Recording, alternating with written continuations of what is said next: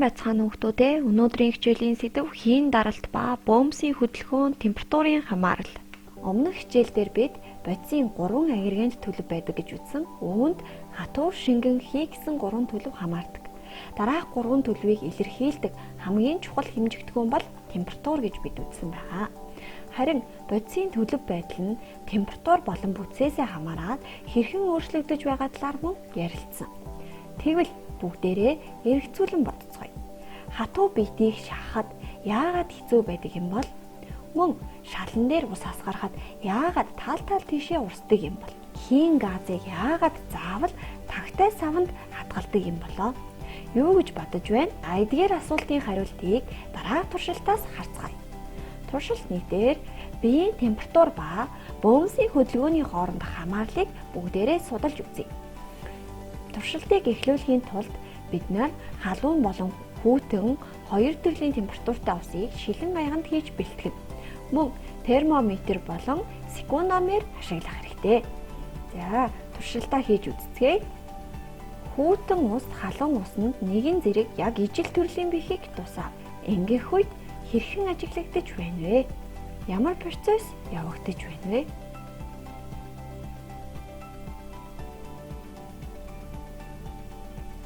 Халуун болон хүйтэн усанд бэхний тарж байгаа процесс хүйтэн усанд удаан холилдож байгаа бол халуун усанд маш хурдтай холилдож байна.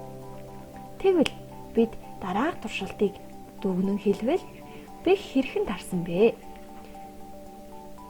Бэхийг тарах үйл явцыг бүгдээрээ загварчилж үзвэл энэ ч бэхний молекул, шингэний молекулууд хоорондоо холилдож нэг нэгнтэйгээ мөргөлдөх хөдөлгөөнийг хийж байна. Халуун усны хувьд молекулуудын хөдөлгөөн температур нэмэгдэх тусам маш хурдтай хөдөлж эхэлж байгаа учраас бэхний молекулуудтай маш хурдан холилдсон. Ингээх үед тэнд нэвчих үзэгдэл буюу диффуз гэдэг процесс явагдсан байна. Нэг бодисын молекулууд өөр нэг бодис дотор тархаж байгаа үзэгдлийг бид нэвчих үзэгдэл буюу диффуз гэдэг. За, энэ туршилтын явцад хүйтэн болон халуун усны молекулуудын хөдөлж байгаа хөдөлгөөнийх нь хурд нь хоорондоо ялгаатай байсан. Хүйтэн усны молекулууд удаан хөдөлж байсан бол халуун усны молекулууд маш хурдтай хөдөлгөөд бэхтэй маш хурдан холилдож байсан. Тэгвэл бүгдээрээ үүнийг хүснэгтээр тэмдэглэж үзвэл халуун усны молекулуудын хурд нь их, мөн бэх ус хоёр холилдож байгаа хугацаа нь 40 секунд байсан. Харин хүйтэн усны хувьд 200 секундын хугацаанд ус болон бэх холилдсон. Харин молекулуудын хурд нь бага байсан. Бид өмнөх ангидаа хөдөлгөөний энергийг кинетик энерги гэж нэрлээд, түүнийг тооцоолж олохдоо тухайн биетийн массыг хурдных нь квадратаас хамааруулад тооцоолж олдгийг үзсэн. Тэгвэл энэ удаа тухайн биетийн хурд болон температураас нь хамаараад бид хөдөлгөөнийх нь энергийг хэрхэн тооцоолж болох вэ гэдгийг харцгаая. Өөрөөр хэлбэл тухайн молекулуудын хурд нэмэгдэх тусам тэнцээ температур дагаад нэмэгдэж байсан. Температур нэмэгдэх тусам молекулуудын хийж байгаа хөдөлгөөнийх нь хурд нэмэгдэж байсан. Тэгэхээр температур болон хурдын квадрат нь хоорондоо шууд хамааралтай гэсэн утга санааг илэрхийлж байгаа юм. Өөрөөр хэлбэл бөмбөсийн хөдөлгөөний хурд ихсэх үед биеийн температур нэмэгдэнэ. Бөмбөсийн хөдөлгөөний хурд багасхад температур дагаад буурна гэсэн үг байдаг байна. Хөдөлгөөний энерги буюу кинетик энерги хурд болон температураас хамааралаад хэрхэн тооцоолж болохыг дэлгэцэн дээр өгсөн байна. Тэмдэглээд аваарай. Дугуй машина дааж байгаагийн учир юу юм болоо? Дугуйн дотор маш их хэмжээний хийг шахаж өгдөг. Ингэснээр дугуйны хаймар тэлж дугуйн дээр машин явах боломжтой байдаг. Тэгвэл эдэн дугуй яаж өөрөөсөө маш их хэмжээний масстай биетийг дийлээд явах чадвартай байгаа юм болоо? Үүний талаар бүгдээрээ судалж үзье.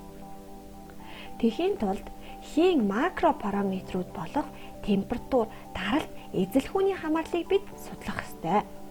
За, дараах туршилтыг хийж үзцгээе. Бэлэгцэн дээр савн дотор би хийг шахаж байна. Ноцоосоор хийг шахаж сав руу хийг оруулж байна. Ингээх үед хий дотор байгаа молекулууд савныхаа хэлбэрийг даган эмх замбраагүй дэгдэмтгий хөдөлгөөнийг хийж эхэлж байна. За, тэгвэл би эзэлхүүнийг тогтмол байлгаад температурыг нь нэмэгдүүлье. Ингэх үед юу болж байна вэ гэхээр даралт нэмэгдэж байна. За тэгвэл би температурыг нь тогтмол байлгаад энд эзэлхүүнийг нь багасгая. Ингэх үед молекулуудын хөдөлгөөний хурд болон даралт хэрхэн өөрчлөгдөж байгааг ажиглая. Би температурыг тогтмол байлгаад эзэлхүүнийг багасгахад даралт ихссэн. Харин эзэлхүүнийг ихсэхэд тэнцээ даралт багасж байна. Дараа нь би температурыг нь нэмэгдүүлэх үед энд эзэлхүүн нь дагаад нэмэгдэж байна. Өөрөөр хэлбэл энэ ч температур буурах үед эзэлхүүн буураад температур ихсэх үед эзэлхүүн ихсэж байгаагийн шалтгаан нь температур эзэлхүүн хоёр хоорондоо шууд хамааралтай гэсэн санаа багнэ. Дугуйн дотор байгаа агаарын молекулууд хөдөлгөөнийхөө явцад доторх ханыг нь байнга мөргөж байдаг. Зургийн А хэсэгт үзүүлснээр хим молекулууд ханыг байнгын мөргөдөг. За дугуйн энд тэндгүй бөөмс А цэгт мөргсөн мэт байнга мөргөн. Өөрөөр хэлбэл хим молекулууд дугуйн дотоох хэсгийг байнгын мөргөдөг, зогсолтгүй. Ингэх үед дугуйн хан байнгын мөргөлтөөс үүсэх даралтанд хонхоохгүйгээр бөөмс зүг бүртээ ижил хөдөлж дугуйг дүүргэж өгдөг байх. Ингэснээр машин явах боломжийг бүрдүүлж өгдөг байна. Харин дугуй цоорсон үед, дугуй хагарсан үед дугуй шалжигаад хаймар наалддгийн шалтгаан нь дугуйн дотор байсан хим молекулууд буюу агаарын молекулууд бүгд дэгдээд алга болдог байна. За температур эзэлхүүнээс хамаарсан хамаарлын графикийг байгуулж үзэх юм бол үүнд биеийн эзэлхүүн халуун усанд тэлж хүйтэн болон мөстэй усан агшиж байдаг. Иймд температураас хамаараад эзэлхүүн өөрчлөгддөг гэдгийг бид дараах графикаас харж болох нэ. Агаарыг халаахад бөөмсийн хурд ихсэж бүлүүрийн дотроос дарах даралт гатнахтай ижил ботал тэлдэг. Үүнийг дүгнээд үзвэл хий хөрөхөд бөөмсийн хурд багасаж савн доторх даралт гатнах даралтаас бага болох тул сав ижил даралттай болтлоо агшиж эхэлдэг байна. Бид мөнх цас дуулын талаар мэднэ. Тэгвэл уулууд өксөх тусам яагаад хүүтэрдэг юм болоо? Юу гэж бодож байна вэ? За үүний шалтгаан нь бид агаарын даралтын үед нэгт газрын гадаргаас дээшлэх тусмаа агаарын даралт багасаад нэгт сэрэг болдог гэдгийг үзсэн. Тэгвэл нэгж эзэлхүүндэх бөөмсийн нийт массын хэмжээ биеийн нектар тодорхойлогддог. За нэгт сэрэг болох тусам тэнд юу болдгоо гэхээр газрын гадаргаас дээшлэх тусам өндөр болоод өндөр нь нэмэгдэх тусам тэнд температур мөн адил дагаад буурч эхэлдэг. Ингэснээр хийн даралт температураасаа шууд хамаардаг. Хийн нэгт температураасаа шууд хамаардаг гэдгийг бид харах боломжтой байгаа юм аа. Өнөөдрийн хичээлээ дүгнээд үзвэл хатуу биеийг бүрдүүлэгч бөөмс тодорхой хэмжээтэй таталцдаг бас түлхэлцдэг.